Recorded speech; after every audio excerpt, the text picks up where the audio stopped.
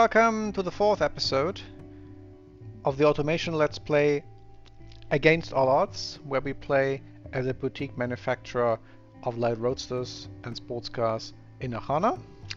We started in January 1957, now it is May 1966, and it's time for the next big facelift of our car, since now we got a lot of goodies such as 1960s standard safety, which will enable us to sell our Coupe at least in Fruinia as well. We got gas monotube dampers and a few other nice things, and in the last episodes we ended with simply applying all the new good stuff to engineering and seeing that we're getting a reasonable engineering time, but not a cheap project. What we can do now is first fix the name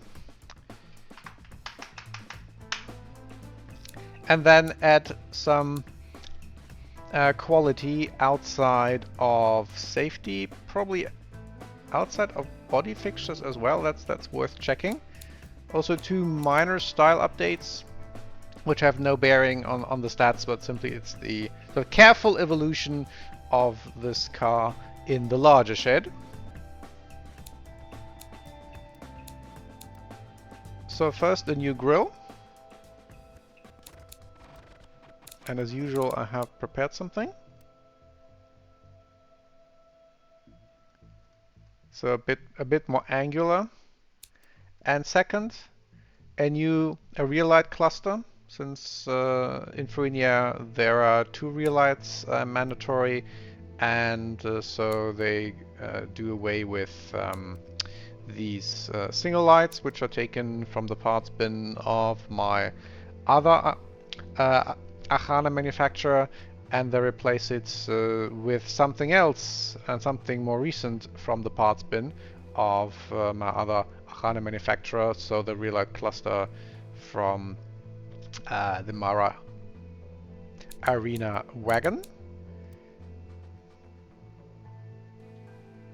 So this one has the reverse lights integrated. Let me just add one more body quality at this point and then see what the effect is on engineering, and then we'll do the same operation to the Coupe. Okay, that's modest, so then we can do that as well. So I think 1 extra month for 1 extra body quality is a decent trade-off. So new rear light cluster here as well.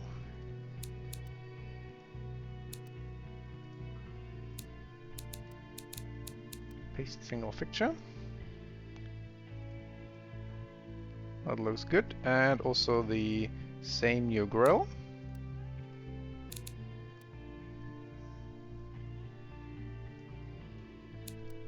And +1 body quality, and probably +1 quality in many other areas too, and retuning if necessary, so no changes for the gearbox. +3 wheels. Let's see what happens.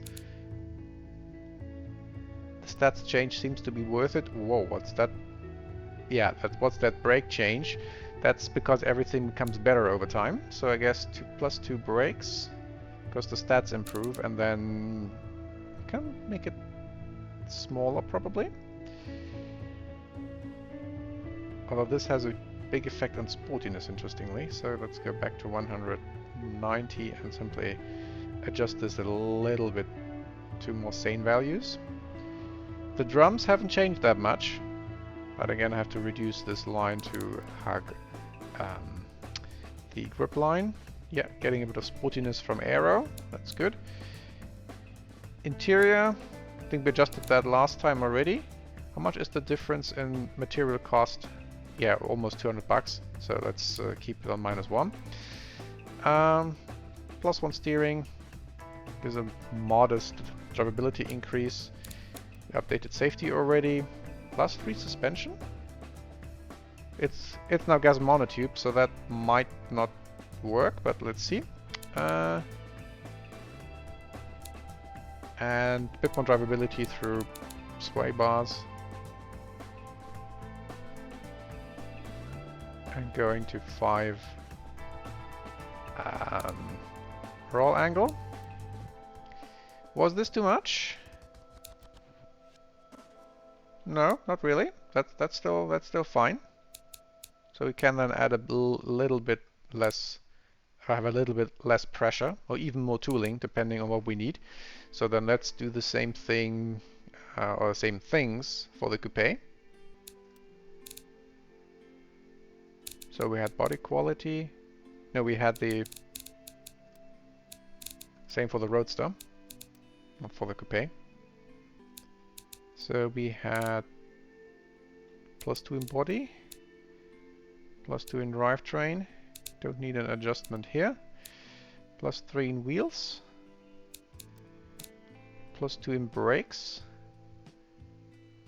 Can probably keep the same size brakes now on both cars. Not that this matters in gameplay, but they would probably go for this kind of optimization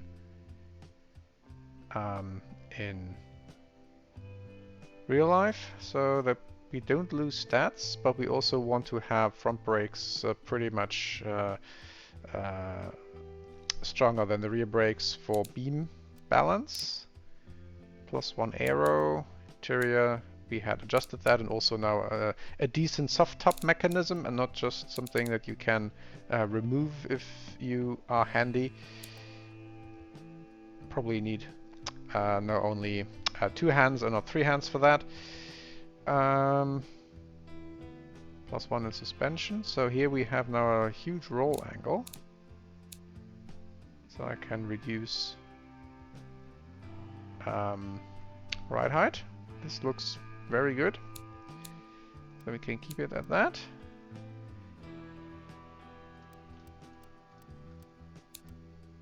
So car is looking fine. Engine is another topic, of course. And emissions for Fruinia. So I think we had, yeah, already replaced the variant. So we need, do we need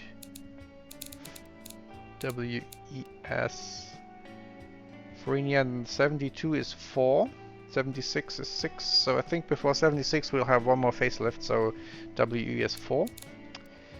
And there we are, I think, quite far away. So I think we need less CO for less fuel map.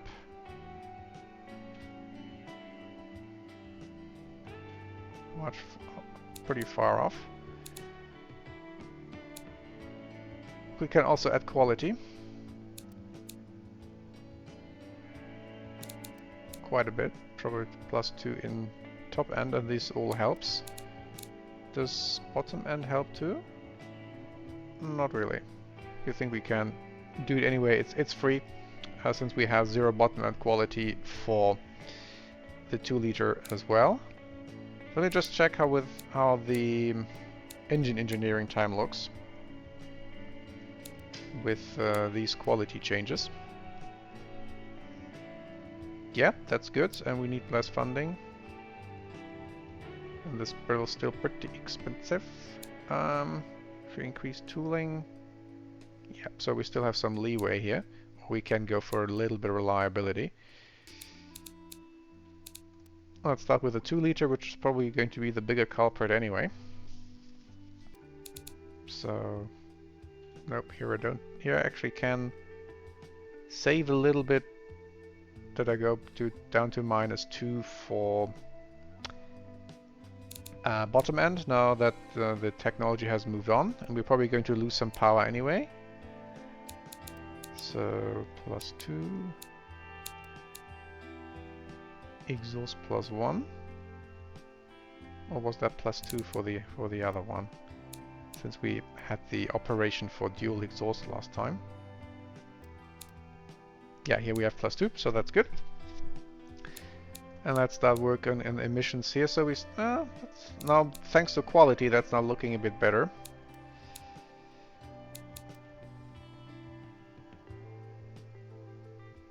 So compression is for hydrocarbons. So I think that this is still probably all fuel map.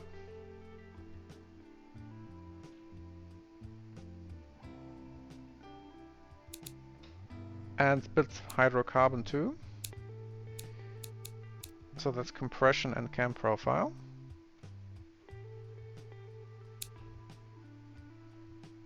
It's still 9% margin. Cam. Yeah, and then adding fuel map back in. Where I am in terms of compression, yeah, I'm at the lower limit. So less compression. And then this is already nicely in zero tolerance. No, yeah, a little bit of margin, and then some more.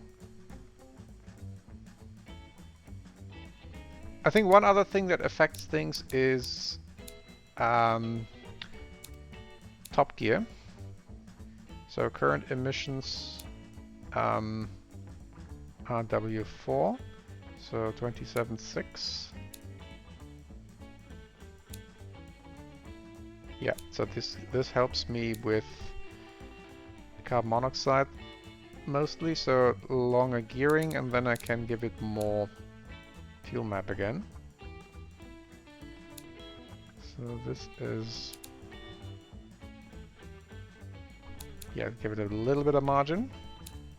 So where are we at? 66.1 horsepower, that's not too bad. Sizing is fine. Can slightly improve things with narrow headers, but hardly. If I give it one more compression, I'm 66.0 and up in hydrocarbons, so no. Springs and lifters, yeah. I can reduce that for overall slightly better stats. So so that's I think good, and also helps me here a little bit. So can I? Yeah, no, this margin is a bit too narrow for my liking.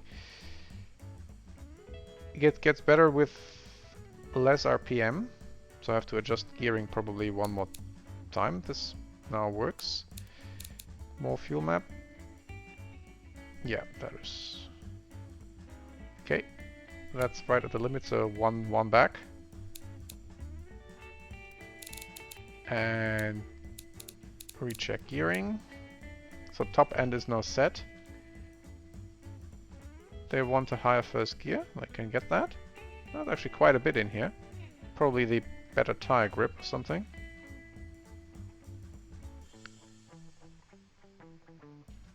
So shorter gearing. Rest is still fine.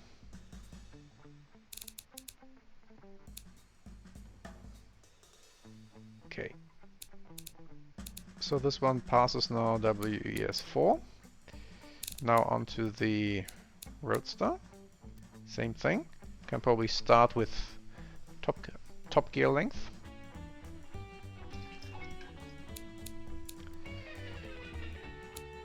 So here I'm, yeah, so let's just go a little bit over, so something like this maybe. And then let's work through the engine stuff in the same manner, so a lot less fuel map.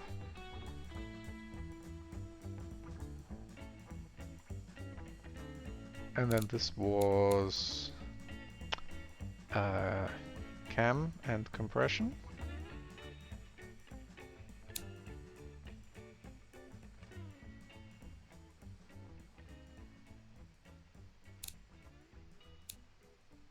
Are we? No. So now it's less cam, unfortunately.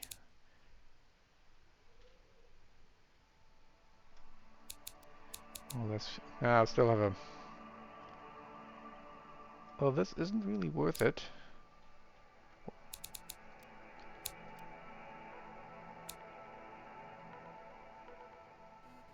So I have to lose some compression. And then can give it. Now more cam is critical, so rather more. Although fuel map is nice.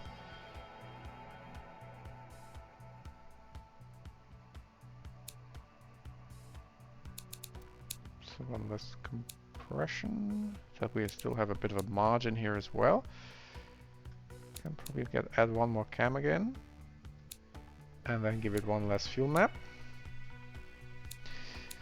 So 82 horsepower, alright.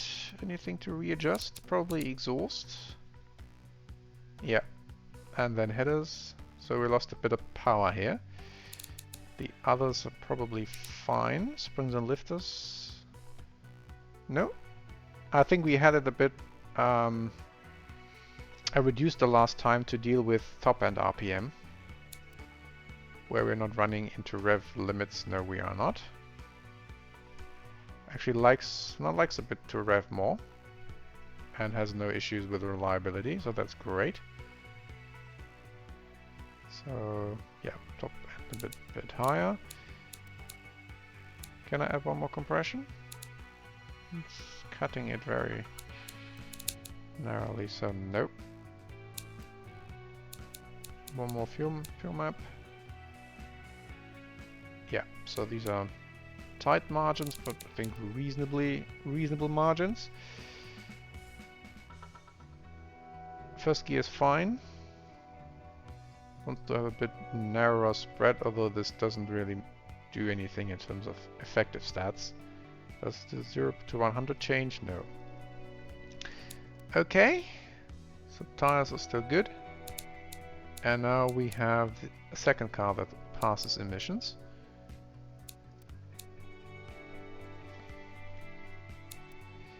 So engine engineering, tempted to keep things as they are, because this is pretty expensive. How much difference would be 5 more tooling? Because I recall this was a pretty big jump. So this is now 4.35. 15 tooling. 4.21, 150. 150 bucks per car for how much engineering time? 367. Yeah, I think I'll do that. The rest, and this, well, if I move pressure, this moves quite heavily.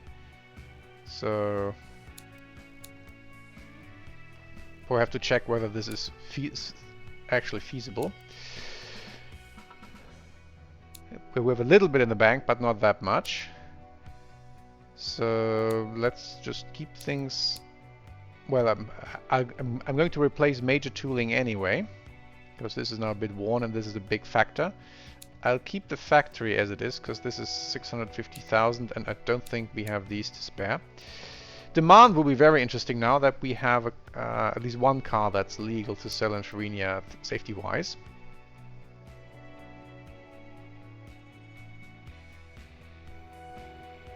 Oh yes, okay.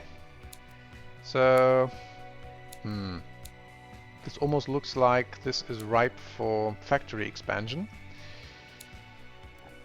But this would, no, I don't think we have 7 million on top of everything. So max shifts 2.5, target shifts 2.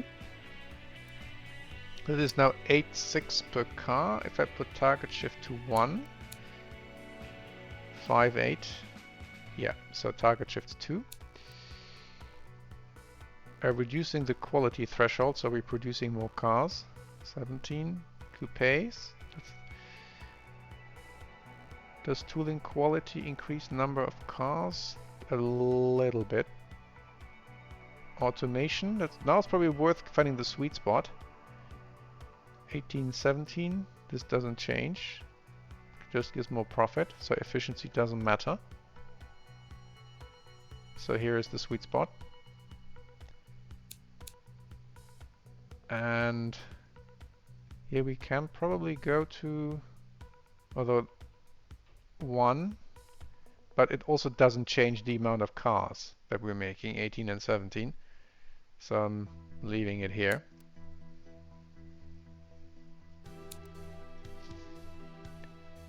So how does the demand look now?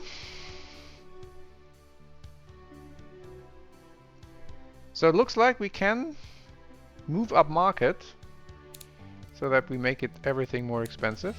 So I'm just randomly increasing prices and see what happens if we make it substantially more expensive.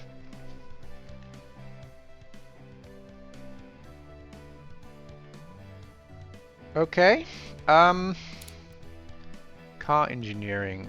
How much effect has some tooling? So if we say 3 years. So we had 18 and 17. 19 and 18. So a little bit of an effect, but not much. So probably can make it even more expensive.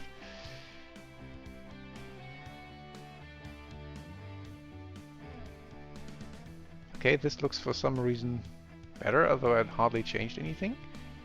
Interesting.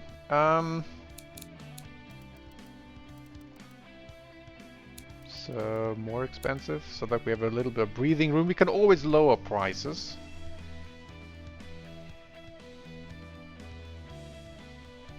This has the right direction. 22 and 20.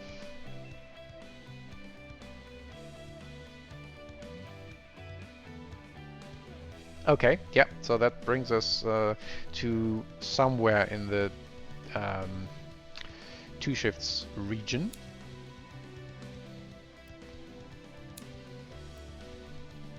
So anything obvious that we could improve?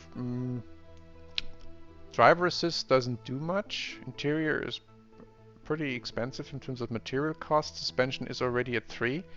So I think this looks decent. Let's see whether we can afford the whole thing. Yeah, so 100% loan, but it will be a big one. Because this whole thing costs 10 million as it is. So we really need the extra sales, and the good thing is we're going to keep the extra sales, and Fruinia doesn't change the safety stuff for the next decade. So then if we go for our 96, then it's 150,000 per month, and if we go for 120, it's 126. So I think the 96 is still the sensible thing. So it is feasible. It is a huge investment.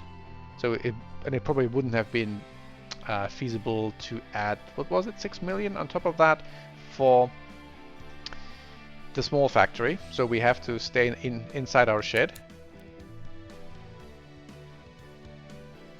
And now with all the changes, all the extra goodies, and also a reduced power this time, thanks to emissions stuff, we of course need to hit the Archanan mountain road again and test how it drives. Oh yeah, and here we see so that our sales estimations. So the Coupe is now the more popular one in Fruinia, so we can probably then check for Fruinia. Yeah, so they light sport premium, sport premium, and sport. And then in the Lure we have the more mixed bag of having the convertible with a bit of a spillover into light sport, and then much less cars than Fruinia. Of course we need to improve awareness in Fruinia as well. So then export the Series 2 Coupe with the new grille and the new rear light cluster, and I probably need to adjust window transparency again, because I think if it's dark here it will export as dark in Beam and you can't look out of the car.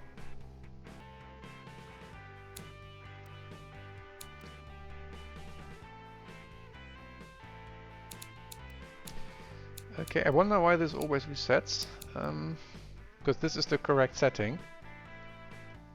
It just displays it wrong. And would we have, I think we would probably have yellow colored front disc brakes that we now have.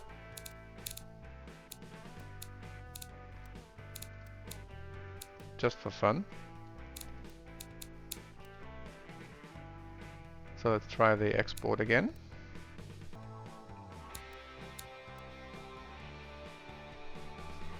Now for the Roadster.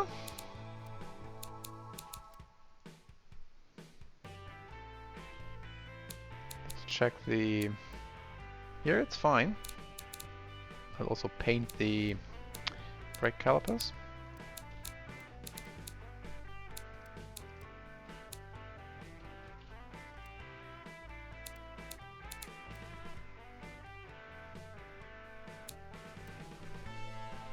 So it will be interesting now, because we have now, I would highly suspect, grippier tires, but also we lost a bit of power. Can we see how much? So we have 82 in the Roadster. So then I'll look that up, so that we can see whether the loss of power is more crucial than the added grip through the tires, and also then the shorter braking distances through, again, improved tire grip. And that's all things we will find out on our now favorite Archanan mountain road. So first again is the Coupe, and it has only lost half a horsepower, so everything else was then compensated by the 8 or 9 years of intermittent new technology. So then let's see how it fares.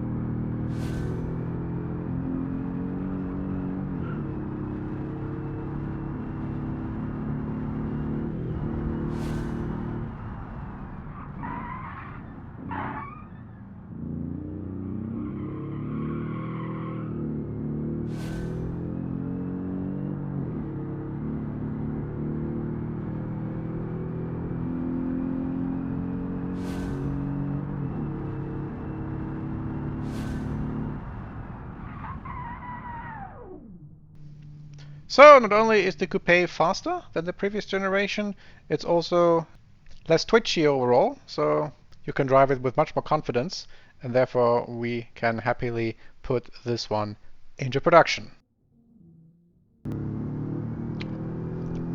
So again, the Coupe comes afterwards, a bit later in the morning, and this one has actually lost 2 horsepower compared to the previous series, and also has gotten even heavier with the extra safety. So let's see whether it can still beat the Coupe.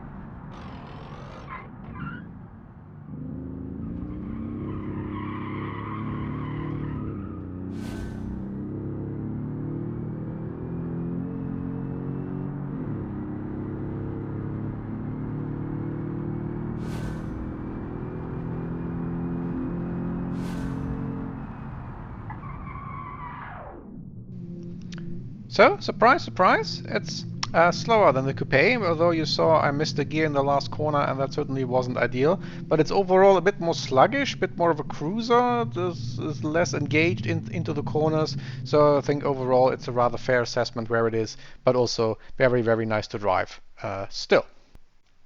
So with another successful test done, now we can put those two into production, and that's what we're going to do in the next episode. See you then.